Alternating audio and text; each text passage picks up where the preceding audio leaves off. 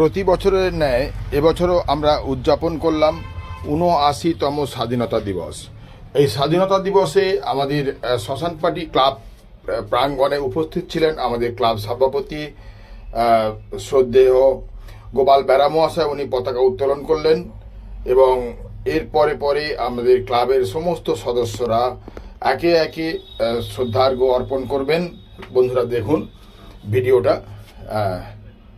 দড়িটি বেঁধে দিতে সাহায্য করছে আমাদের হারাদা। এবার সম্মান জানাচ্ছেন প্রদীপ প্রজ্বলিত করে অর্ণব, দেখুন মাল্যদান করছেন। আজকের এই স্বাধীনতা দিবস আমরা অনেক বীর শহীদদের আত্মবলিদানের মাধ্যমে পেয়েছি। তো বন্ধুরা এখানে একটা ছোট্ট করে একটা প্রশ্ন, যে আমরা কি সত্যি আমাদের দেশকে সেই সম্পূর্ণ স্বাধীনতা এনে দিতে পেরেছি? না, পারিনি।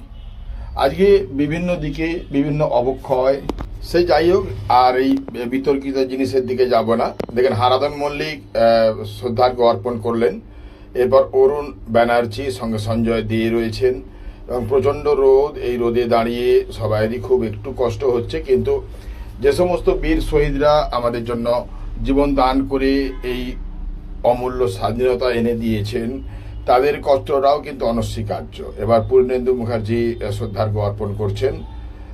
বন্ধুরা যারা রয়েছ, তোমাদের প্রত্যেকেরই পাড়ায়, ক্লাবে এবং বিভিন্ন জায়গায়, স্কুল কলেজ সব জায়গাতেই মহান উৎসাহ ও উদ্দীপনার মধ্যে আজকের এই স্বাধীনতা দিবস পালিত হচ্ছে।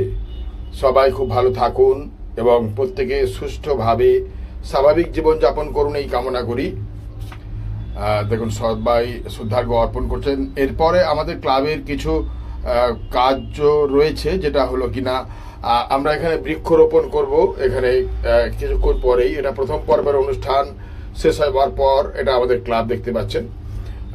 তো এটা হচ্ছে শ্মশান মাঠ এবং পাশেই রয়েছে চুল্লি, যেখানে আমাদের মৃতদেহ সৎকার করা হয়।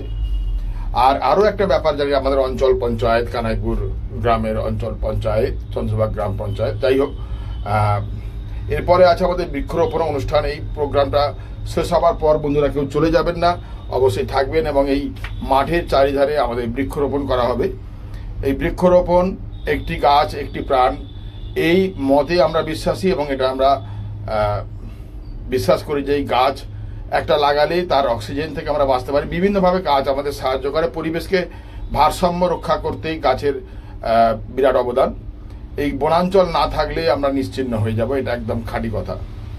যাই হোক বন্ধুরা, ভিডিওটা এতক্ষণ যারা মন দিয়ে দেখছো, তোমাদের জন্য রইল অনেক অনেক শুভেচ্ছা ও শুভকামনা। প্রত্যেকের জীবন খুব সুন্দর কাটুক, আরও সুন্দর হোক তোমাদের পরিবার, ফেসবুক পরিবার, ইউটিউব পরিবার এবং সঙ্গে আমাদের সমস্ত বন্ধুরা।